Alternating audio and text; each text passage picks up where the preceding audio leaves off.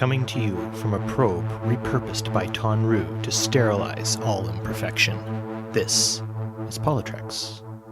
The Time Directive, the Declaration of Human Rights, the United Federation of Planets, the United Nations, World War II, the Dominion Federation War, the Art of War, the Teachings of Sirach, Jesus Christ, Kalis the Unforgettable.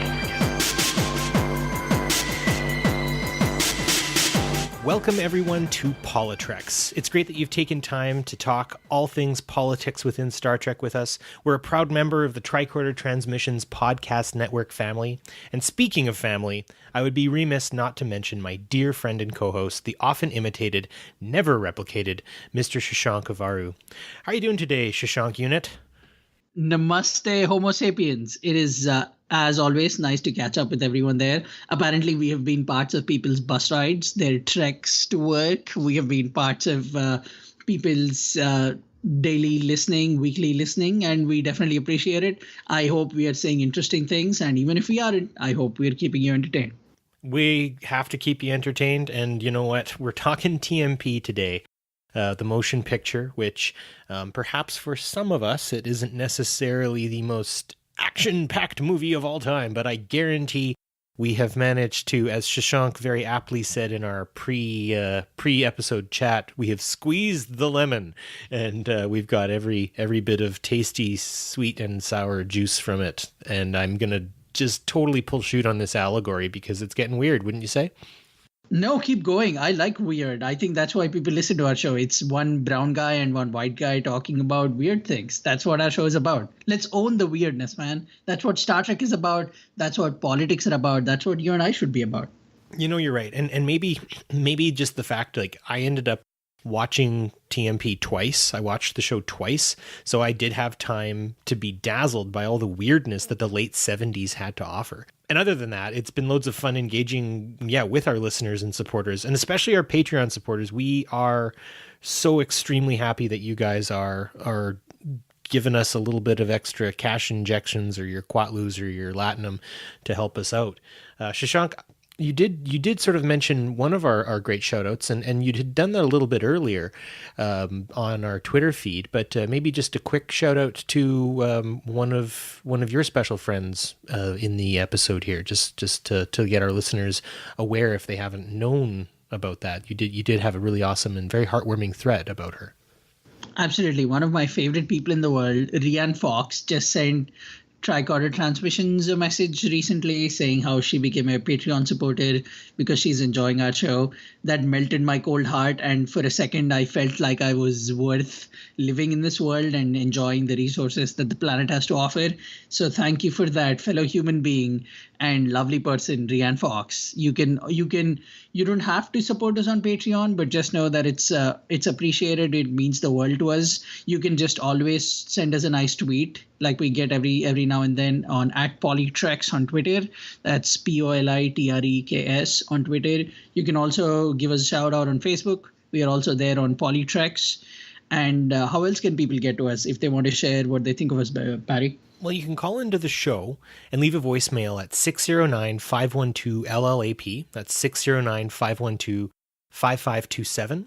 So we are PoliTreks on the Tricorder Transmissions podcast network, but there is a myriad, and I mean a myriad, of other shows coming out right now. So whatever your Trek fancy, you can bet you'll find it here for sure. We have fabulous shows like the Tricorder Transmissions podcast itself, The Original Mission, Shore Leave, Trek Ranks, Drawing Trek, Disco Trek, Reading Trek, which is one of our brand new podcasts. I'm really excited about Reading Trek, and I'm spending a lot of my money right now trying to get the books, and now I'm trying to make time to be able to read them all. But I guarantee, guys, I'll try to keep up as best as I can. But I'm also super excited to be announcing that we have another show coming up. It's called Trek Profiles. It's hosted by John Krikorian, who is easily one of my favorite people. He is a fantastic stand-up guy who is going to be looking at different people within the Star Trek community and kind of deep diving their Trek and how they love Trek. And that's super awesome. So Definitely, if you want to get in touch with us, we are going to be having maybe some call-in contests, maybe some tweet hashtag contests coming up. If you are interested in supporting us on Patreon, it's at the top right of the page. But also, I have a little PoliTreks connection here. Shashank and I do usually about a good half an hour to 45 minutes of delightful and charming banter. And I will be putting together a sort of a highlight of some of the great banter that we have had in the last, 4 months that we've been doing this, Shashank? Absolutely. Some of the best 4 months of my life, simply because there is now a listener at the other end. When I talk about my conspiracy theories, like how all of Star Trek is really supposed to be happening inside Gene Roddenberry's head and not in a real future. And Barry's there and he'll entertain these crazy ideas. So if you just want to listen to things like that and also listen to Barry saying incredibly smart things and funny things, you should definitely get on that horse. I mostly read quotes off of fridge magnets. So yes, it's a lot to look forward to on that. And, with that, if you are still looking for other things Trek, you can always check out our buddies Dan and Bill, the Trek Geeks. They're always fun as well. And perhaps slightly intimidated by our rapid and sort of stunning growth. I feel kind of like we're the Borg. I don't know about you, Shashank. I don't know if we are the Borg, but I would like to assimilate some people. That does sound like a fun thing to do on a Saturday night. I got assimilated at STLV last year, and it tickled. I was thinking all those nanoprobes shooting through my body would be painful or upsetting, but actually I just sort of, I don't know, it felt like a little tickle. It was fine. Anyways. I want to get assimilated so I can introduce some fashion into the idea of the Borg. Like, why does everything have to be neon green and black? Like, Why can't we just have a nice blue, a nice Hawaii color every now and then, just to get some diversity in that assimilation, We need to look cool. Yeah, we need to look cool while we take away people's minds and strip them of their identity. This got a little dark. I'm sorry. There's a lot in that. So I think what we're going to do is we're going to play a little music for everyone, and we're going to go to the news. And while that music is playing, I'll pick something nice, and you guys can think about that thought. Wait, that's the music that will prepare them for the assimilation, right? Yes. Prepare for assimilation music in 5, 4, 3, 2, 1.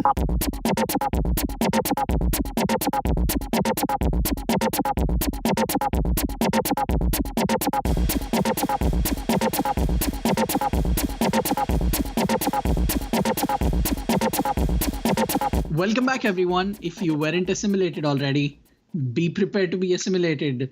Although based on the reality we are living in, I would rather be assimilated than have my own thoughts and visions and opinions right now, because everything is upside down and I have no idea where things are. But we are here. I'm here, Barry's here, and we are ready to get into the news. Barry? Well, you were going to tell me about some kind of bullet ceremony. What was that? Oh, yeah. So in this alternate reality where we are living in, and we're all in Cardassia, and there is no justice system anymore, and there is no goodness anymore in this world. There was a bullet ceremony where people literally worshipped guns in Newfoundland, Pennsylvania. This happened today on the day of our recording, the 28th of February. You can look this up. It was at the World Peace and Unification Sanctuary, where a group of people gathered, a good amount of people got together, and they marched with their AR-15s. They prayed with their AR-15s while wearing crowns made of bullets, and they got into prayer rooms and they chanted names of rifles and made prayers to the weapons all the while holding their guns proudly. And this event was so disturbing to the local community of Newfoundland, which is a few thousand people, that they had to shut the nearby school down because they didn't want the kids anywhere in the vicinity of this area.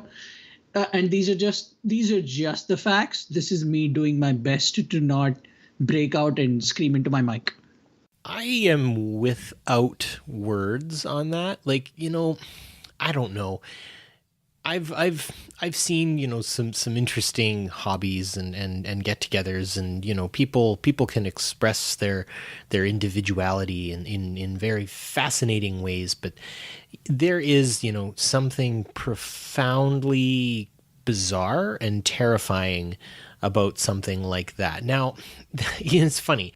I've studied martial arts for like 30 years, and I have a sword, and I take time with that sword. I practice with it. I clean it. I sometimes will cut fruit with it just for fun in the summertime. But this really does sort of kind of harken back to like feudal society, like say, the Japanese samurai or the Syrians, or the Devshirme in Turkey, or the conquistadors or something, like where, they would worship their weapons. And they were terrifying. So I don't really know what to say or do about the whole thing other than to like look at it and like acknowledge its presence, and then I don't know, just try not to think about it, I guess is the best way to put it. So I come from India, where civilization has grown for millennia now. And there are things that happen in my country that even growing up confused me. There is one very weird Hindu marriage ritual where if a man or a woman doesn't have the right, let's just say in the simplest terms, the right astrological signs, if everything isn't right with their partner through the religious scriptures, they will actually marry a dog before they marry the person they're supposed to marry.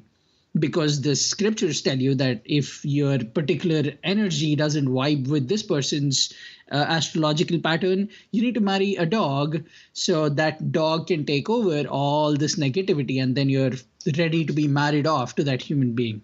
And up until I saw this news this morning, I thought that was one of the weirdest object attachment ceremonies I saw in my life. And now I don't know anything anymore. Yeah, I don't know. Check it out on our feed on Twitter. Even if it's a little down, we might retweet it and just kind of pop it back up to the top. But yeah, enjoy that one. It's pretty weird. I'm gonna move on. Can I just say one more thing? Sure. You know what angers me, Barry, is in this country somehow that's okay. Like it's okay to walk around praying to your guns and congregating and worshipping guns and shutting schools down. But my people have to be shot for wearing a turban, and people from the Middle East have to be killed for having a beard, or women have to be assaulted for wearing a hijab. Like there is so much there that depresses me and hurts me and makes me question so many things. But I'm sorry, we should move on. You're right, because that is not what all our news is about today. It's just a very bizarre, weird thing that I hope is limited to this one event. Yeah, no, I agree. Well, I promise, dear listener, that we will be moving on to happier things in just a moment. I do want to address the shooting in Florida in Parkland and just how awful and terrible that was. Some of you may know, I am a school teacher myself up here in Canada. And I love my students. I love them dearly. I want them to succeed in life. Seeing them do amazing things is why I do it. I put in the long hours. I do all the hard work. I deal with some of the really heavy stuff because I want those students to have the greatest possible opportunity as they move forward. And I truly believe it takes an entire community to raise a child, and I don't dispute just how hard parents have to work. I mean, you have a kid, it's not the you show anymore, it's the them show. And as a teacher, I try to honor that as much as possible. But stuff like this happening is really, really terrible. And I mean, I come from a country with a lot higher gun control on that, and that's just sort of the way it is. And I mean, to understand that adding gun control necessarily. And Shashank, I'll give you a minute to respond in just a sec, but I don't think, there's 34 million people in Canada, 330 million people in the United States. I really don't feel like we're going to be able to put the toothpaste back in the tube, shall we say, about gun control in terms of like banning ARs. If someone already owns one, I don't think we can get rid of it. But if I could say, and I was actually talking with some friends on another podcast just recently about this, and we all agreed that the emphasis needs to be on community and community involvement and people getting together. I really think that in a lot of cases we are atomizing a lot more, you can blame the internet, you can blame all these different things, whatever, it's happening. People aren't connecting as much as I wish they would. And maybe it's a population thing or whatever, but community, when they're really together, when they're really talking to each other, when they're really sharing, and sometimes it's hard. This isn't some easy answer. I mean, building a community can be very tough because you're dealing with many different personalities and different ways of doing things. But that kind of connection, I really think, and this is nothing against, say, the parents of the shooter necessarily, but to the community itself, I would say, if we can build that more, and I'm not blaming the school either. I think the school has a good community also, but it's these individuals falling through the cracks. I think stronger community focus can work to catch stuff like this, and it won't be 100%. And maybe to that degree, there needs to be some level of gun control there, but I really want to see that community focus where people know their neighbors a lot better and stuff. And I guess I can't speak for Florida, right? I live up in Canada, but it's definitely a thing up here even, where our communities are starting to atomize more and more. And, I'm in more contact with people who live in Arkansas or California or New Hampshire, which is great. And I love the people I'm meeting and learning from and growing with. But like, if my house was on fire, I couldn't come and see them, right? And I think that is a serious thing. And maybe that's kind of where we would want to focus. Like if there's something we can do right now, like knock on your neighbor's apartment door at some point when they might be like receptive to a visit. Get to know the person next to you. That's what I would say. And learn and grow and maybe build some strong relationships and maybe even lasting friendships. Who knows? I hear you. I understand that there are a lot of emotions, especially for you as someone who has to be a part of this conversation, even if you don't want to, simply because of the logistics of where you work and the career you've chosen. And it's important that we build community. It's important that people look at and consider our options. But just on a logical level, as a human being, can I please say that it's not a solution to arm teachers? Just imagine what it would do psychologically to children to see a gun in their classroom or know that there is a gun on their campus, irrespective of who's holding it, irrespective of why it is there. Just knowing that a place where they come to learn and grow and understand life and become adults, if such terrible truths are being pushed on them, it just stops making sense for us to.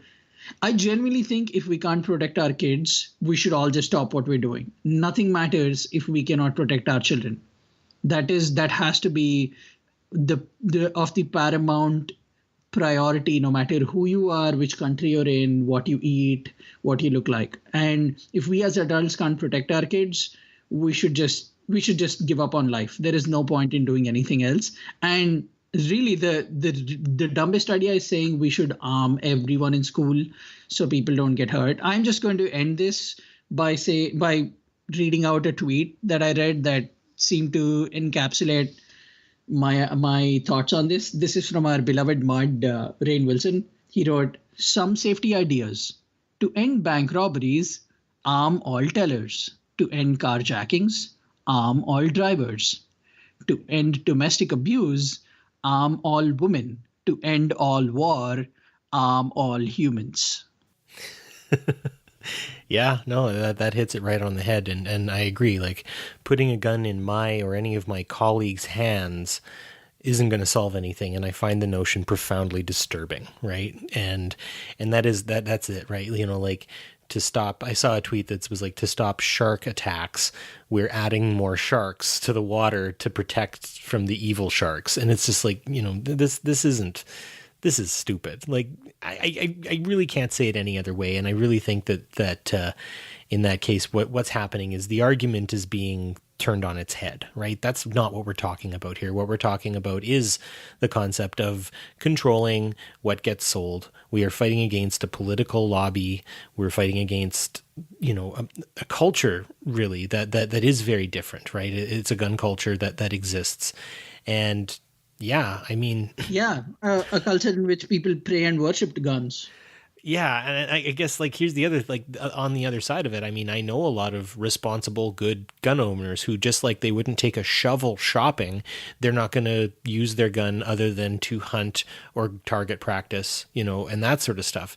And I don't really think, and I think it's a conflation to a degree, saying that they're in any kind of real danger that their livelihood's going to get taken away. I mean, Star Trek got put behind a paywall. Right? There's a regulation that ended up taking place to Star Trek, and a lot of people have had a lot of things to say about it, but it hasn't ended Star Trek, right? And then to pull this back to a Star Trek focus, I would say that would be my argument is if you're really afraid that gun control is going to ruin everything about guns, we need to respond to this somehow. And if we don't, then you're right, Shashank. If we can't protect our kids, then everyone needs to stop what they're doing and focus on these kids, focus on mental health, focus on community, focus on what's important to us, because let's face it, what's happening, that's not natural. It's not a natural thing.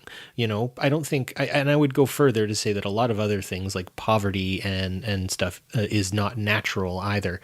And if we allow these unnatural things to happen, it takes us away. It takes us away from our humanity, and we can't let that happen. In a lot of ways, that Star Trek parallel works, especially with Discovery, because just think about it. The fact that people pay a certain amount of money allows us to get the kind of Trek that most of us enjoy. It's the Trek that does not have to conform to the limitations of cable television. It's the Trek that does not need a 10-minute break after Act 1 because somebody needs to sell some detergent. It focuses on pure, innovative, forward-thinking, progressive storytelling, and it gives us the best possible version of the show. It simply makes sense that if you regulate gun control to where kids in schools are not being killed, I'm just going to say that again, kids in schools are not being killed, it seems like a win for society. Yeah, just logically. Yeah, the return of Star Trek to TV, I think, was a win for Trekdom and sci-fi culture in general, right? It builds, it adds, and I think that's the thing is we're not restricting things. I mean, my country does have some pretty strict gun control laws, and I've had the opportunity to make bullets with one of my friends for an AR-33 actually, and he is one of the most responsible people, devoted father. He's got his head on straight, and he's really, really good at jujitsu, and he's had a military career and just likes to ride his motorbike in the summer and all these nice things about him. And yeah, there really shouldn't be a threat there. They shouldn't see this as a threat, as more of a, we're gonna make this, we're gonna adapt this to modern culture because we need to, because you're right, kids are dying. And yeah, I'm a teacher, so I can't abide by it. And I don't think that gives me some kind of extra license, being just a teacher, but I work with kids. Anyway, I am going to turn this spaceship right back out from Cardassia so we can come back to our reality where we can actually talk about things that might be positive. Yeah. Well, Justin Trudeau went to India. Justin Trudeau, just so you all know, is my country's hunky prime minister. He is the son of a very important prime minister of the past, Pierre Trudeau, and Justin, his wife Sophia, and his family traveled to Shashank's home country and played a lot of dress up. And I will say that a lot of Canadians are throwing Justin a fair bit of shade about the whole thing, because they're kind of like, is this sort of like a cultural appropriation thing? You know, there's a lot of pictures of him sort of in the namaste pose, sort of, as I would say, with the palms together. Shashank, you may know, is there a word for that? That's a good term for it. The namaste pose, or the hands folded pose, or it's really when somebody folds their hands in India, it's really to signify respect. Yeah. So it's to signify, you bow your head down and you fold your hands, showing that you're surrendering that attention and that you're respecting the person in front of you. So it's a good thing that there are a lot of pictures. I think it's a good thing that there are a lot of pictures in that pose, and there is. I understand the controversy, but I'm just going to put this out there. It's very important that people understand how things have changed since the U.S. election, especially for Canada. Now there is a big playing ground that was not considered before for the Fortune 500 companies, for the big software and the oil companies in India. There is just a lot of room and a lot of playing ground for a new partnership that was earlier the India and the United States. It's no secret that we Indians move around the world. It's no secret that we Indians have assimilated ourselves to a lot of places in the world. And this has become part of a globalized conversation. We have moved here and we are choosing to live our lives here. And the same can be said about Canada. Canada now wants to be a part of the world conversation because Canada sees that there is a gap there that needs to be filled by the West, because mainly the United States wants to be very America first. So when the Prime Minister went there, while a lot of people saw the dress up and they saw the possible cultural appropriation and they criticized him for it, what a lot of people missed, I think, is how he set up incredibly powerful CEOs from Canada and India to get together to have business meetings. That meant the world to me.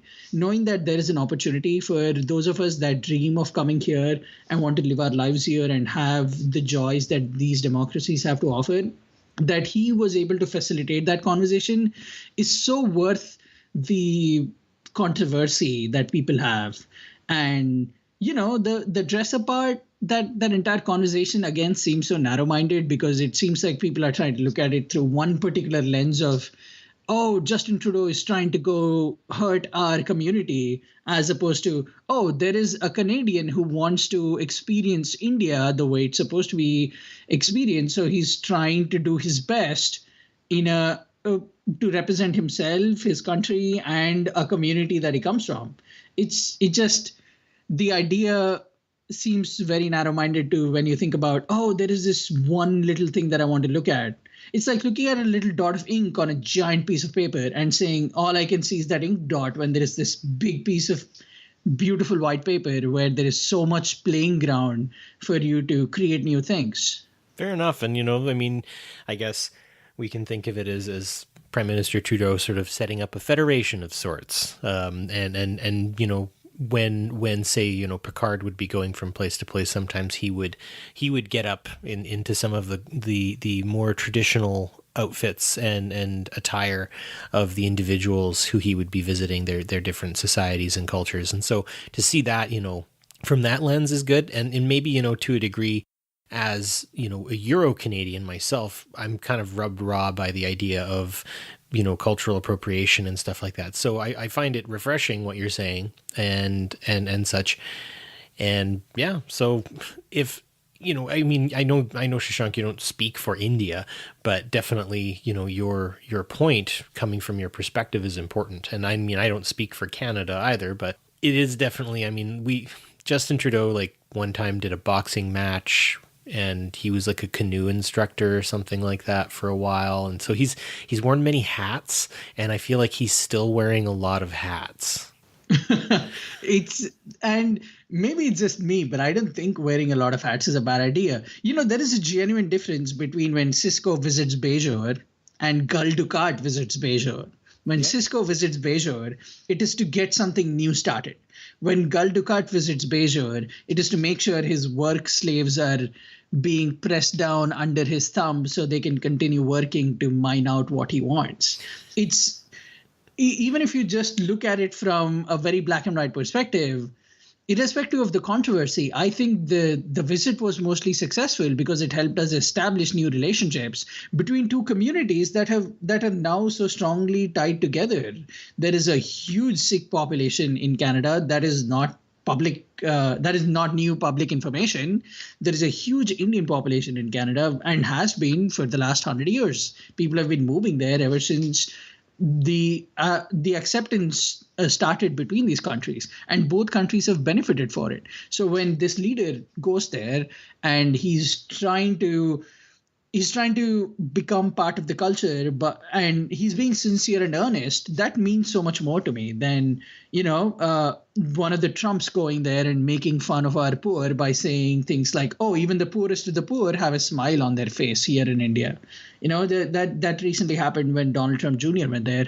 And just that I would much prefer a prime minister going there and having I would much prefer the Cisco version of an international politician to the Gul Dukat version. Yeah, no, I honestly don't really have any other sort of response other than that. That's a very an interesting point to consider, and something that, again, I think I need to sort of sit back and kind of look at it through those eyes again, because I hadn't really paid much attention to other leaders or their family showing up, and that's an interesting sort of contrast to make. So in other news, one last little piece here, and this is the best news, I think, is PoliTreks is getting around quite a bit recently. We've been obviously getting to talk and coordinate with our fellow Tricorder Transmissions hosts of all of their respective shows.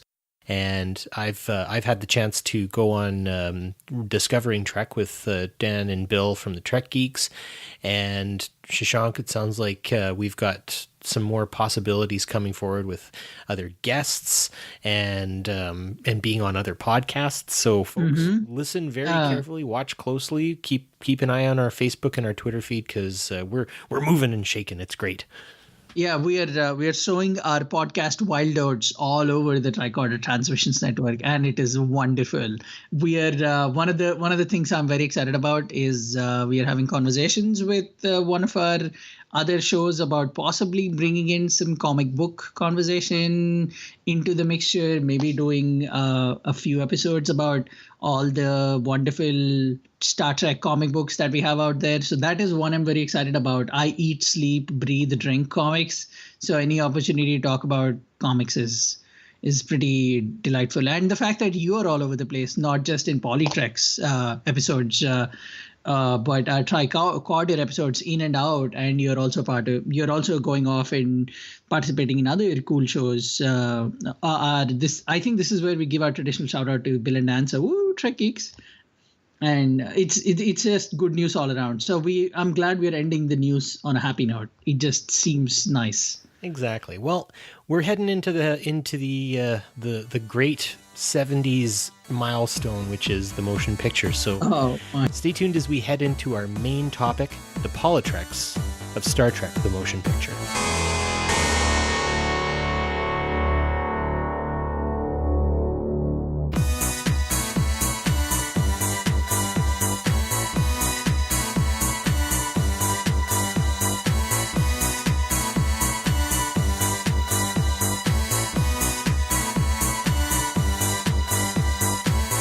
Welcome to the main part of our episode today.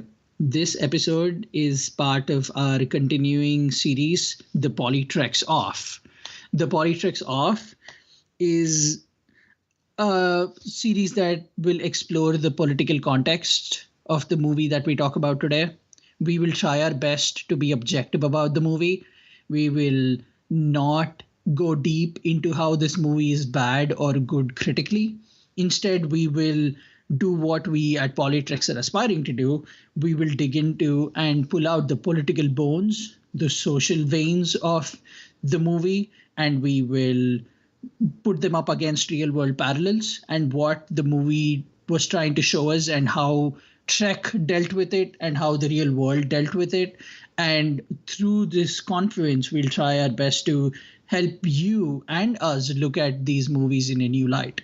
Absolutely. And just to build on that as well, folks, know that we're not going to, sort of mission log our way through each movie in the next little while. We're going to come and go. We're going to intermittently dip into different movies from time to time. We have some great guests on the way that we want to make sure we can prioritize as well. But I'm really excited about this series that we're going to do. We get a chance to watch all of the Star Trek movies, even The Final Frontier, and I'm excited about that too. And yeah, just look at those deeper things and deeper meanings. And we really encourage discussion, debate. If you have anything you want to say, you can always call in. You can always find us on our social media to build this conversation. So, Shashank, I think we should get started, unless there's anything else you want to add to that. No, I think we're good. All right. Well, I'm going to dive in here and look a little bit at when Kirk comes in with the motion picture here. He's an admiral. He's sort of a bigger boss now, right? And of course, I like to think of James T. Kirk and William Shatner as very similar people in a lot of cases, or at least they influenced one another enough that both of them are real and also fictional in my heart. But I feel bad for both Deckers in their contexts. One of them loses a ship, and one of them loses command, and then I don't know, he kind of gets Super Saiyaned into a new life form, which I guess is better than what happened to Dad. But apparently there's a very real problem of people's bosses who end up doing their job. And it's not because the individual in question is inept or unable. I don't think Decker was either of those things, but that boss, who usually had the job at some similar point, and I think you guys can see where I'm coming here, just can't let go of their old position, and they opt instead to work away at the old thing they used to do, which kind of undermines their subordinates. So I checked an article out that we'll add on our webpage here, our different social media pages. It's from the Harvard Business Review, and it says that of a study of 2,700 people, 1,800 either complained or admitted to being the boss or having their boss take over their position because it was an older position. And so what results is those below feeling like they're not really making a difference, not to mention overworking the boss. So that's like 67% of the respondents who they spoke to. So I think that's better than half to a level, like that's like a passing grade kind of idea. So I don't know, Shashank, have you ever experienced something like that? It's interesting that is something that is prevalent across cultures and countries. There is no place where that is different. I grew up in 3 countries. I've had these experiences. I've seen my dad and mom face these experiences when they were at their jobs. There is always someone there that will try to overshadow what you're trying to do, irrespective of how good it is. In a strange way, it's not about you. It's about the person who's supposed to let you do your job. And whether you're working in an IT company or whether you're working at the White House, things aren't different. We know that very famously, John F. Kennedy overshadowed his vice president, Lyndon B. Johnson. It was a very weird relationship that they had, and there were often discussions in the background about how one was maybe taking up too much limelight, and it's just it's in a strange way, it's a very comforting thought, because I now know that when it happens between Admiral Kirk and Decker, it's not something that is new. It's just a part of humanity that we have carried over all these years, from when we existed to where we are now in space fighting off alien threats. Yeah, and it's a very political thing as well, right? Like if you think of politics not just as people like campaigning, and that's a really good connection to JFK and his relationship with eventually President Johnson, which that's a whole other podcast, I think. But it is a political thing, and I think the response needs to be political. So the Harvard Business Review article as well has some steps that you can take to try to maybe make it a little bit better for yourself. So this is my advice to Captain Decker, who of course hasn't been born yet, because that's always up in the future. And Shashank, yes, it's even good to know that we will be dealing with these similar hierarchical issues in the future too, possibly in our resource free post-resource or post-scarcity society. Mm-hmm. So In light of this review, here are the steps that Decker could have taken. First of all, he should have asked Kirk more solidly what his expectations were to be, rather than just executive officer, right? That's a very nebulous term. I guess they were fighting something very nebulous as well, but he should have asked what his responsibilities were, especially after being bumped further when Spock shows up. And what did the chain of command really look like after that? So that would be sort of a first bit. I think Decker was right in stating that the ship was practically unrecognizable as well from what it was. And maybe, like a rundown of schematics, or even asking Kirk, where the canteen was or something might have settled the issue. But, Kirk sets straight into reassurance mode, which is actually something that the boss will kind of do, according to this article, that when you ask certain questions like this, they go into kind of a reassuring language. And I don't think Decker should have stood for that. I really think that Decker should have stood his ground a little bit more, but that wouldn't have been as interesting. Absolutely. I think that's a healthy rivalry in a lot of ways. It brings back to mind the scene where Decker goes against commands and stops the phasers from being fired and instead goes on the torpedo route to shoot the asteroid. Like any good leader would do, Kirk just silently takes him into the side and asks him, "Why did you do that?" And then Decker honestly tells him, "I don't think you're prepared for this, and I think we'll fail because you've not had logged a single star hour in the last 2.5 years." Very famously, Barack Obama and Hillary Clinton during their 2008 primary had a healthy rivalry. Like, they made often biting negative comments about each other. It was one of the most famous ones was Barack Obama saying to Hillary, "Yeah, you're likable enough." And that became one of the driving forces of her then campaign. And it was a big reason why she lost the campaign. But the way that turned was in 2010, President Obama hired her to become Secretary of State. So in a lot of these political situations, much like between Kirk and Decker, you need people that will disagree with you. And I understand that that's not exactly what the relationship is, because Kirk is also trying to overcompensate in some way. But mostly the relationship seems to me to be a healthy, positive rivalry. And it was a refreshing change from the traditional yes-manning of the crew, of everyone in the crew except for McCoy with Kirk. Yeah, I would say that there is a lot of positives to it, but there are moments, especially during that wormhole scene where they're basically traveling through this, that little weird hole in space, and the thought of going into a wormhole from warp is terrifying to me, just as a sort of an existential problem. But I think in that case, when Kirk takes him aside, I think it did kind of, that was very much a bit of a power struggle-y sort of thing, when Decker shouts, "Belay that order." It kind nice of almost, Decker impression. Thank you. I've been practicing that for a while. Anyways, I do think that it kind of makes them both look bad, in the sense that in this one moment, they Kirk has very much just sort of plopped himself right into the captain's chair again. And then there's Decker, and Decker brings up a very good point, like you said, right?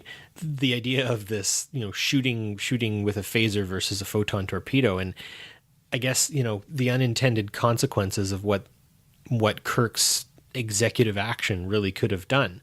Now, I don't think Decker really could have foreseen the things that were happening as well, right? Like losing Ilea and himself, like I said, being merged into AI energy, obviously wasn't accounted for. And I really think he makes the most of the whole situation. I also just have to say, wasn't that the best take this job and shove it moment when he does decide to merge with Vger, where he's just like, spend my time with, these yahoos, or maybe I'll just go, like I said, go Super Saiyan and turn into a disco halo explosion, then just work another day with Admiral Kirk.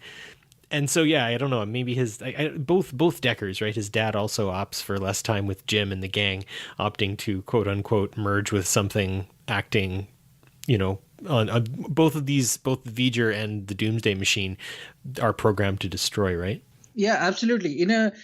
in a lot of ways, this could just be me being a fan of spy fiction. This is just a shout out also to our Spies in Our Star Society multi-episode part that you can go back and listen to, where we just fangirl about spies. But the motion picture to me is an allegory for the Cold War standoffs that were there most prevalently at that time.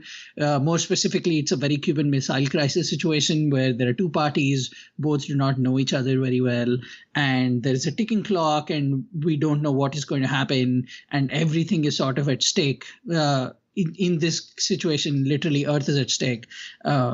And when often are those cases, you'll see that spies or people working for one form of government will empathize with the enemy. They will sympathize with the enemy, and there are incidents over time where they just essentially elope from this romantic idea that they gave for their country to become part of this other country. It's not unheard of for Russian spies to have come and become part of the American society, and vice versa. One of the most famous cases was toward the end of World War II, where a lot of German scientists moved to America and they helped America build its weapon armada. They helped them build their nuclear power. It was a So when that take your job and shove it moment, as you put it, happened, it just harkened back to me the realities of when there are two sides and the other side seems pleasing. If you're not a man of will as ironclad as Captain Kirk, you tend to make a decision like that. You know, the idea of this being sort of two groups, you know, both two entities, right? You've got the Federation and you've got Vger. And both sides have expectations of what they're dealing with, and both have protocols on what they're supposed to do. And I think the Klingons sort of add that sort of neat little Oreo cream filling to it, where they're just like, hey, look at that thing we don't recognize. Let's shoot it a bunch and see what happens.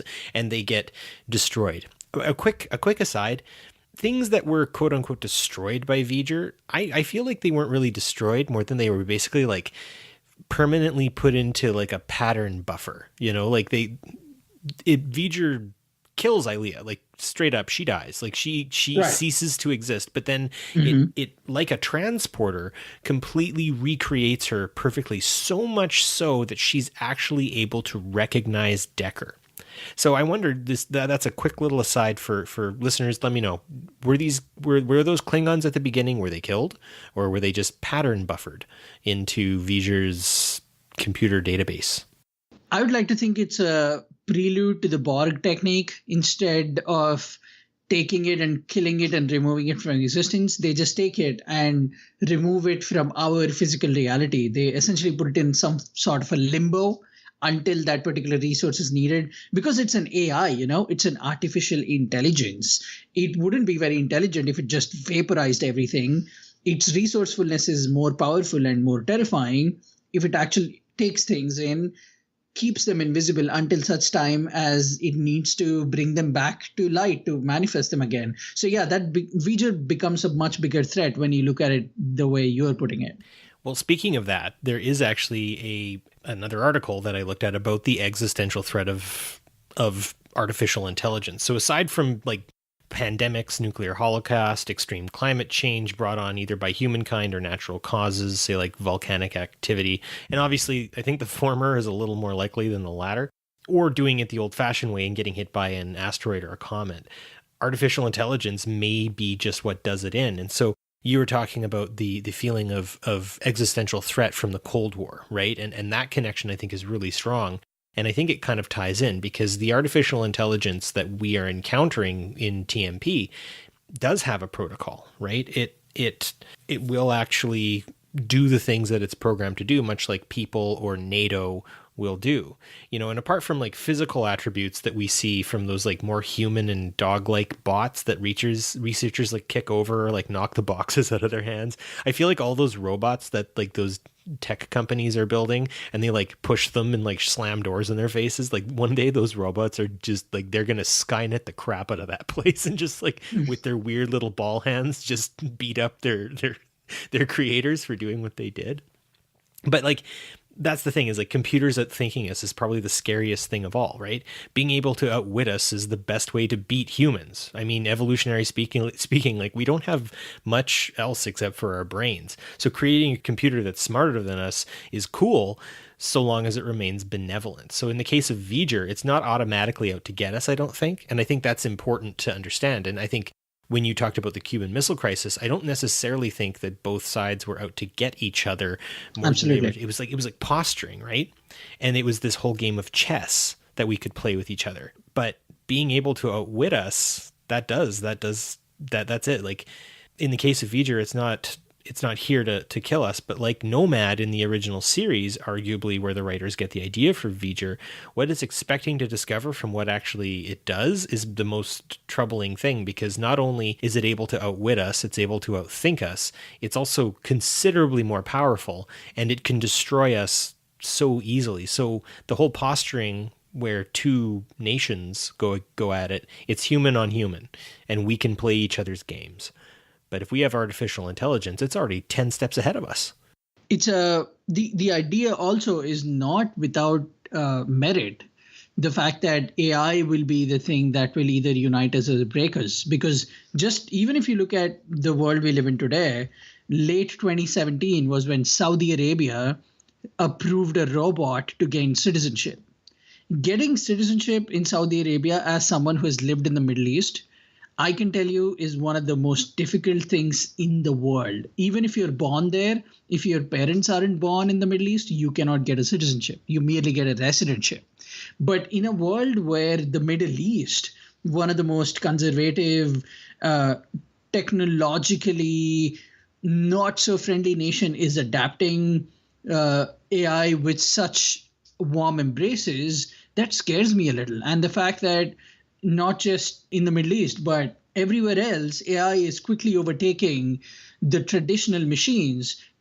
All of it has a political bent to it. And I don't think we're very far away from a Skynet or a Vger, because our phones can talk to us now. Our cars can talk to us. Our homes talk to us. We talk to our houses. We are building robots that can essentially replace human companionship. We're getting to a point where AI starts becoming a political resource. AI becomes political. It starts becoming political bread for countries to fight over. And when it gets to a point where everybody unites and creates a global AI and one big driving resource, that's when things start to get Vgery. They start to get Skynet-y, and that's what I think the motion picture was alluding to, especially with the ending connection that Vger has to Earth. It's a very interesting way of showing how AI is not just technologically terrifying, but also politically terrifying. Yeah, and the article refers to the idea, it was written in 2017, but it reports to a 2014 study that postulates that computers will be as smart as humans likely by 2040. And then from there, there's a 75% chance that AI will be smarter than humans within the 30 years after that. So before 2100, there's a pretty high chance that AI would be smarter. And maybe, here we're looping to the speculative, but a singularity, as it's often referred to, could, and like you said, will dramatically change human society, not to mention like a person's day-to-day.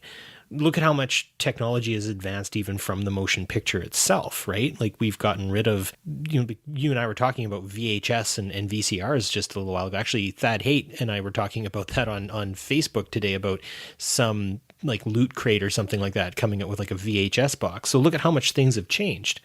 Also, let's say the AI we have does start operating, like you said, Skynet-y or Vgery, killing Ilea, or processing them, whatever you want to say, those Klingons or anyone else, is meaningless in its pursuit for its next evolutionary step. So even when it creates an avatar out of the information that it took from Ilea is, like, to us, very callous. But if it's thinking beyond our thought processes, the life of something less advanced than you is irrelevant. So, I mean, like bugs, right? Like, we've all stepped on bugs and, we don't have little funerals for them or anything like that. We don't commemorate their loss, right? They don't matter to us in any immediate sense. We just squish them and move on. So why would a considerably advanced intelligence really care about us, even if we were its creators? Yeah, Barry, to me, not just as a political enthusiast, but as someone who thinks he understands what's going on in the world. What is more terrifying to me is not that machines want to be human. It's that we human beings are so willing to become machines. We want these things to merge with us. We cannot live without our cell phones. We cannot live without the constant flux of AI that is telling us what we like to eat, what we like to watch, what we like to listen to, where we'd like to go. Somehow we have decided to let that part take over us. And we're already in a world where the biggest war of the last 2-3 years was a cyber attack on the US election system. It was not fought on ground where souls were lost. It was fought on computers where freedoms were taken away by manipulating things through wires and things that really don't have a physical manifestation. So that terrifies me. And bringing that to a real world threat and showing that through Vger is one of the more powerful things that the motion picture does. There are a lot of criticisms about the movie, and you and I have shared them. I don't know if they'll ever go out into this world because I know we've talked a little bit about sharing it with our Patreon subscribers, but we are very clear about how much there is wrong with this movie. But we cannot deny that in spite of all that, there are all these fascinating political and AI-based politics that it talks about so beautifully. Absolutely. And we have all these sort of cautionary tales that we've been making since the 60s about intelligence becoming greater than us, right? Becoming stronger than us, becoming more powerful, that, it's Frankenstein and the monster, right? So kind of idea. And I mean, that's the 19th century there, right? So like my question is as, you say like these cyber attacks have become the new sort of warfare space, and as the ability, like we've talked about stuff like the stock market, right? And there's not a lot of people on the ground of the stock market anymore. It's mostly people programming AI. And, that's good and it's convenient and it frees us to do other things. But when it's created to be such a competitive thing, or say someone creates an AI that can outsmart someone else's like a virus, say like to say change voting or to change people's minds through advertisement or something, how do we control such a potentially dangerous thing? How do we program for that? And I'm reminded actually of a really cool Japanese manga series called Ghost in the Shell. I don't know if you're familiar with it or not, Shashank. Mm-hmm. Nice reference. Yep. And it's a really good show. It's a really good anime, really good manga, not a great movie starring Scarlett Johansson. Oh, right. It's a movie. I you know what? I 100% forgot about that because I read the comic book and I watch the anime, which are very different. But anyway, in the comic book, one scientist postulates that to control the smarter artificial intelligence, we just program it to feel pain to keep it in control. So if it does something, we just basically apply a shock collar to it. But one scientist rebuffs the other when he asks, well, what if it decides that it likes pain, especially if the pain is merely just perceived than actually damage causing, right? I mean, the real scary scenarios are, like you said, the Terminator or the Matrix. And yeah, Vger, I think, is subdued pretty quickly, right? It's mostly there's a big issue that we got to deal with. Decker, I'm taking your job. Special effects. Vger is subdued. To come up with a solution, it's a lot faster than it takes to even just get to the center of this gigantic cloud ball thing. It's like an interstellar jawbreaker. So I guess like the motion picture, it's all about the journey, not the destination in terms of how we deal with AI. I don't know. Absolutely. The answer to your question for me lies in another underrated sci-fi cult classic, Battlestar Galactica, the 2004 reboot, where you see that AI has essentially caused genocide across 12 planets. And one of the only few ships that survives is a ship that has abandoned technology. It's an old world-class vessel that still uses radio transistors and typewriters. And the ship is about to go on its last mission when the genocidal apocalypse happens. And it ends up being the only big military vessel. And that turns out to be an advantage because now that AI has been taken over by the Cylons, who are the Borg in that universe, the only way to survive is to get off that technology. I hope we don't come to a place in our world where we have to think about things like that. But that is the reality that we are heading to. And that is also what the motion picture alludes to, is that there is a reason why that is a big threat. It's it's also partly us. It's the fact that we led to such technological innovations happening as humans, and we embrace them. We never stop to ponder how it would be if our identity was replaced by these machines and this technology. And that's very well discussed and explored in Battlestar Galactica. I recommend everybody go watch it. And it's also played not just for an entertaining story in the motion picture, because you cannot deny at any point that Vger does not look beautiful. Vger is a beautiful looking thing. And I think that was the point of the filmmakers, is that they wanted to show you how it can be captivating. The idea of artificial intelligence, the idea of technology. And I very much enjoyed that political subtext. And to answer your question, if push came to shove, I think the answer is to abandon that kind of technology so it doesn't overtake us. That might be the way to go. Or we go the route Decker did and we incorporate completely. That is true. There is the movie does not morally tell you, perfectly that either A is right or B is wrong. So it's as a believer in IDIC, I completely see your point. Yeah. So Shashank, the next place that I kind of want to go with the motion picture is kind of situating the motion picture in its release period, right? And so kind of what we're seeing in Hollywood, and then maybe also in the political realm and the world after that. So we have in the late 1970s, I would say, a sort of advent of what we would see as modern sci-fi today. So 1977, we see Star Wars. And whether or not you're on whatever side of the argument here, you cannot deny that Star Wars was a complete and total hit in the face when it comes to special effects and storytelling and all of those amazing things. Of course, it could have also been a complete and total flop if you ever watched the original cut of it, but here we are, right? Star Wars really does set a milestone for sci-fi in general. Also that year, we see Close Encounters of the Third Kind come out as well, which is a personal favorite of mine. It's a frightening and amazing movie in a lot of cases, but at the same time, it deals with a very different look at science fiction. And then in 1979, so 1978, we've got sort of a leap. And then in 1979, we have Alien comes out, which is easily one of my favorite movies of all time, followed by, finally, in December, Star Trek: The Motion Picture.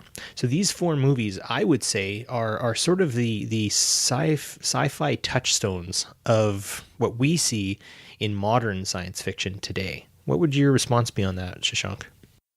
What is just as interesting about their sci-fi identities to me is the fact that each of these movies have a distinct political identity. Star Wars, to me, is a war between the American democracy and space Nazis. The allegory of how the Force works and who the rebels are and what the Empire is and how they're using the exact same force for something to accomplish something evil. That's traditional great political storytelling to me. And then Alien comes out, which is, to me, a huge allegory, a big statement about how the Vietnam War went, where we walked into something we didn't know. We walked into something that we were not supposed to. We tapped something that should not have been tapped, and those were our consequences. Is you get killed and you're lost, and nobody can empathize with you because this was all you're doing. It's also, to me, a really good statement on gender politics, the movie. The entire movie to me is a woman trying to tell all men, listen to me. I am telling you what's going on. We need to get out of here, and nobody listening to her. So that movie also speaks on not just international and social politics. It speaks about gender politics and late 70s America. And then Close Encounters of the Third Kind is a shout out to the space race. Just the idea of how where we were in the world with the space race and how it was going between the Warsaw Pact and NATO in terms of the control over space. The movie seems to be a very intriguing, interesting take on what aliens might be and where we are with space travel and what would happen in a situation where those less prepared would have to deal with something like this, and how we, those in the West, those in the American story of things, are supposed to be the good guys, and how the movie itself is that. This seems like a really big statement to me. Are you on the same page with me there? Yeah, I would say with Close Encounters of the Third Kind especially, it takes sort of the contemporary station of every single nation that you know, when aliens, when slash if aliens arrive and they make their arrival public, all of those big differences we have between politics and, you know, environmental stuff and religion and all that sort of stuff is going to go right out the window. And I think the reason that it will is because the aliens, when they're in, you know, at Devil's Tower, in Close Encounters of the Third Kind, it's like a confab of everybody together, right? Like, the aliens aren't concerned with our crises and our squabbles and stuff like that. They are supremely further advanced creatures who are here for whatever choice they want. And I mean, in the case of Close Encounters, thank goodness they're benevolent, because that's the other thing, is if we're busy fighting amongst ourselves and then aliens arrive and say they're like Cortez in Mexico, like, we're dead. That's the end. We won't be able to stop them. Just like the Aztecs were unable to stop Cortez and his invasions. So I think with that, you know, Close Encounters maybe kind of takes a sort of a cute look at if we encounter aliens and stuff like that, but it also definitely sort of undercuts the divisions that we prop up between ourselves and each other. All these movies are fascinating. They almost all have the consensus that they're better than Star Trek, the motion picture. But one of the best things about the motion picture, even with its faults, is that it predicts something deep within ourselves, with our connections to technology and with humanity, and how there is no right and wrong when you're having a conversation about where humanity stops and technology begins. And just like there is benevolence talked about in Close Encounters, there is benevolence talked about in this movie with the AI that these guys encountered. And toward the end, the movie itself leaves you a little morally ambiguous. You yourselves are not sure if there is a really clean-cut good guy and a clean-cut bad guy. And in that way, the motion picture also succeeds to me. And I think it deserves to be on that list, not just for its technological brilliance and the visual effects that were revolutionary at the time for the motion picture, but also these contexts and these conversations that the movie got going. I do feel the movie itself got a little more punishment than it deserved. It did not deserve to be treated the way it did at the box office back then, but I'm glad that it's still around today and we can talk about it. Yeah, and I would agree that between all four movies, I would say that science is very much still at the forefront of the motion picture, right? Star Wars is sci fantasy, right? It's science fantasy. It's swashbuckling. It's mythical. It's heraldic. It's sort of an Arthurian legend in space, and nothing against it. I mean, I quite enjoy the original trilogy and will watch it with friends and family and enjoy in kind of Mystery Science Theater 3000 the following trilogy. And I mean, I've seen the new Star Wars movies and have had mixed reviews. You know, like, I think they're a bit of a rehashing and a retelling, but that's fine. I mean, that happens on the Star Trek side too. But I would say that how dare you? Yeah, where Star Trek gets it really right is that mix between science and feel. You know, obviously the Force is reaching out with your feelings. There is no science. Don't worry about it, right? They never go into, like, unless you buy those cool like cutaway books and stuff you can get in like elementary libraries and, you know, really, really hardcore collectors and stuff like that. It doesn't really matter how an X-Wing works. It doesn't really matter, like, the matter, antimatter, whatever the heck the Death Star uses to blow something up. Whereas I find very much that Star Trek still really tries to justify itself scientifically along with pulling that feel. And I think that's why you end up with that ambiguous ending, right? You've got Decker at the end basically sacrificing himself to gain that extra push into a new evolutionary form, right? He will cease to be. So will Vger. But with that, something new will come. And I think of that very much like a real sort of pairing between science and feel. Spock spotting Vger, right? In when he's doing Kolinar, and he goes, I sensed an intelligence coming, right?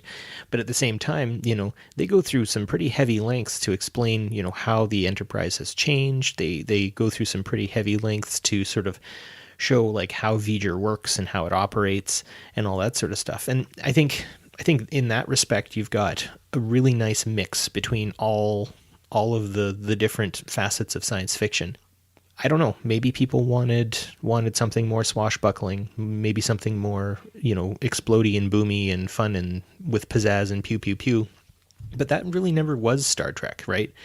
If you think about Let That Be Your Last Battlefield, or Devil in the Dark, or the Corbomite Maneuver, right? Like, those episodes of Star Trek are important, not because like the Enterprise does a bunch of cool chop-socky flips and blows something up. I mean, it's very much mental. It's very much scientific. It's very much, diplomatic. And I think that's where the motion picture gets raked across the coals very unfairly. Robert Wise was the director. He directed West Side Story. That's really cool, and then you've got Goldsmith's theme as well, which would eventually be picked up by Star Trek The Next Generation. So for folks like me, when I got older and finally did watch the motion picture, I hear what I thought of as the Next Generation theme, and I'm like, what? And then you just start to really realize the reach that the motion picture actually had. It's certainly ironic in some way that Star Wars, which has a lot of Star Trek influences, ended up giving new life to the franchise of Star Trek. And then the motion picture was so heavily criticized for not being the swashbuckling laser sword fighting fantasy that Star Wars was. I think the movie itself, there are absolutely problems with the movie, but expecting it to be like Star Wars because that movie was such a big cultural phenomenon is also what hurt the movie a little bit. And you're absolutely right about the music. That soundtrack album is one of the all-time great soundtracks to me. And the movie's music is almost too good for that movie. And I rarely ever think that's the case. But the score succeeds on so many intellectual, emotional, and heartfelt layers that it every scene it's in, it makes it better. And I understand that we've gone off on a bit of a tangent about the movie instead of talking about its political context, but I think it's important to understand these things also and the criticisms against it, because if you're trying to understand a movie politically and if it could have made a bigger influence, it's important to also understand why it did not make a bigger impact, why it did not leave a bigger mark on things that were surrounding it at that point of time. Yeah, and I think also just couching music in science fiction, I think, is important. And you saying that the music is almost better than the movie. I think that the music is so much a beautiful part of it, right? It complements it. Like, you think of the main themes, right? I'm thinking of the three because I don't actually really remember the music to Alien because it's so sort of dark and tonal, right? But listen to like the sweeping, bum, bum, bum, bum, bum, bum, right, of Star Trek, right? Or bum, bum, bum, bum, boom of Close Encounters of the Third Kind. And then you get the just almost spine-tingling boom that takes place in the motion picture, or the Klingon theme, or of course, what the motion picture main theme, which, when you think about it, like, I mean, that's such a comforting song for me. It's just that dun da da da ba da da ba ba ba ba ba ba ba ba ba ba. And so, sorry, I'm singing to everybody on PoliTreks, but here we've come, right? That music so very much encapsulates the wonder and the awe of each specific show, and part of science fiction is music, which I guess kind of breaks out that, science versus feel sort of thing, right? I mean, without the music, none of those movies would have been what they were.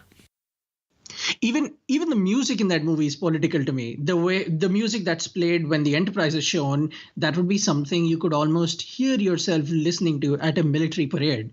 You could hear that grandiose, look at this giant thing that's so much bigger than us and it's going to do so many wonderful things, music. And then you compare it to that almost underwater sonar pingy music that you hear when you start going into the dark in that movie, the music you hear when you hit the AI, the music, the horror that's slowly creeping up in that movie, that is also so political. And it's almost a haunting take on how you would be if you were in a war and you didn't know what was going on, how you would be if you were stuck in the middle of nowhere as a submarine deep in the Arctic Ocean and completely lost with no human contact and nowhere to go. The movie also has such big resonative themes of the way our military works, the way our wars go, and the way combat is done on ground and in the sky and underwater. There is not enough is said about the political context of Star Trek movies, but very little, almost cruelly and unjustly, is said about how the music has a political bent to it.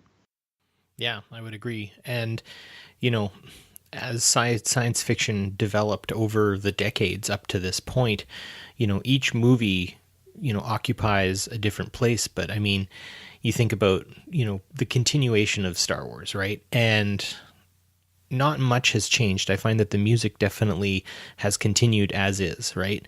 If you look at Alien, you know, it's almost a cacophony now of different sort of pseudo-alien movies with like Alien versus Predator with just kind of your run-of-the-mill sort of horror thriller slash-em-up sort of music. And then you get into the very introspective stuff that came from Prometheus, which... speaking of flawed movies that could have been very, very good, but unfortunately sort of ended up kind of inverting on themselves. But if you think about Star Trek, again, and the way the music has changed, you know, like I think about the Borg theme in First Contact, or, I mean, the beginning music to the 2009 J.J. Abrams reboot. What an amazing score. And each time Star Trek shows up on the big screen, I find that it is so very well characterized by the music.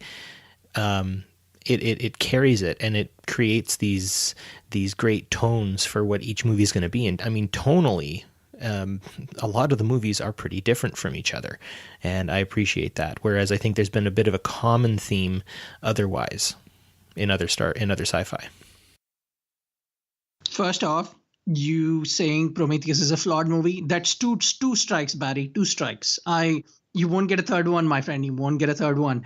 And one of the reasons why I think the Star Trek reboot also succeeds, and we'll talk more about this when we get into the actual episode, the PoliTreks of Star Trek 2009, is that the music is so arrogantly different, yet similar to what we got in the original Star Trek movies. And unlike what they did with the music from the Star Wars reboots and the Star Wars sequels and Rogue One, where they essentially played the same beats over and over, trying to give you that nostalgia, which our Star Trek music by Michael Giacchino, who is one of my favorite composers, the music has echoes of the motion picture and the Next Generation and the original series, but it's so justly its own. And I love that about the music of that movie. Yeah, I fully agree. I think it's time we give our listeners a chance to consider all of the things that we've said. Of course, this conversation is more than welcome to be continued on social media. You can even come and talk to us at STLV. You can tell me how many strikes I've made on you as opposed to Shashank by calling movies flawed and all that sort of stuff and evoking Star Wars and other, you know, competing franchises. But I think it's time we hear Mr. Shashank's look at the final thoughts. In summary, it seems like it's the most obvious thing to say. Star Trek the Motion Picture is a flawed movie. But intentionally or unintentionally, that movie has so many deeper political contexts. The AI in that movie, for instance, and how the AI might not be all bad, and the decision of a character to infuse themselves with that AI at the end is so much a conversation about the present we are in. And this movie was 39 years ago. The fact that that movie at that point had the foresight to proclaim, yeah, one day humans are going to choose technology over parts of humanity, and that'll be okay because technology is also deeply human, that is a great political conversation to me. There are countries today that are defined by their stances on technology defined by their stances on the internet, the AI, all the other advancements that are happening in biotechnology and nanotechnology. The fact that the motion picture had the guts to claim that and say this is something that will happen, that is deeply prophetic to me and deeply political. And the movie is also a really good allegory for the Cuban Missile Crisis to me. The Cuban Missile Crisis is one of my favorite political events simply because it shows both the power of combat and this fear of the unknown, and it shows how diplomacy can make things right even at the 11th hour. And this movie so much talks about those things, and it's a great allegory for those things. And while we all agree that there are better Star Trek movies, giving the motion picture its fair due only seems right to me. And that's why it's important to, when you watch the movie the next time, try to compare it to real world events, see how futuristic the movie is, see how the movie so convincingly balances conversations about science and politics and shows you how characters can still be saved, how humans can still be saved in spite of a fear of technology and a fear of the unknown. So with that being said, I do think the PoliTreks of the motion picture, if not anything, I hope we have shown you a different way to look at the movie and consider deeper meanings of this movie that aren't talked about enough.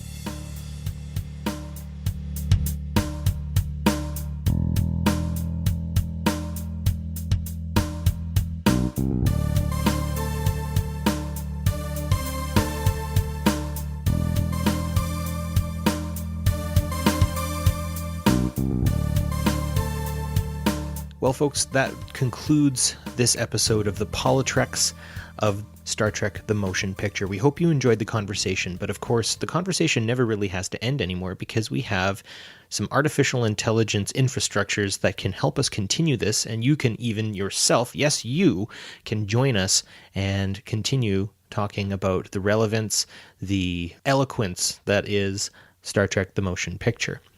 You can call into the show and leave a voicemail if you're interested at 609-512-LLAP. That's 609-512-5527. You can also hop on different social media platforms. Shashank, how can they do that? You can send us a nice message, an angry message, an honest message, hopefully, on our Facebook page. We are PoliTreks. You'll find our logo. You'll find a cool banner showing us. You can also get to us, tweet at us. Tell us what you think on Twitter at PoliTreks. That is PoliTreks. We always enjoy getting new followers. We love interacting with them. We love your responses. We enjoy when you laugh at our jokes or you tell us that our jokes are not funny, because that also helps us improve our comedic skills. So everything you're doing on social media helps. And thank you for being a follower if you are one. And if you aren't, follow us on at PoliTreks. And if you find yourself looking for more Star Trek discussion, of course, you can hop on the Tricorder Transmissions podcast network. Like I said at the beginning of the episode, we are growing, and we are growing fast, and it is all killer, no filler. And if you're still looking for more, you can always check out Dan and Bill at the Trek Geeks podcast as well. That is all for this episode of PoliTreks. We hope that you all have a wonderful time as spring approaches, and we'd always say to you, live long and prosper. And onward to Star Society.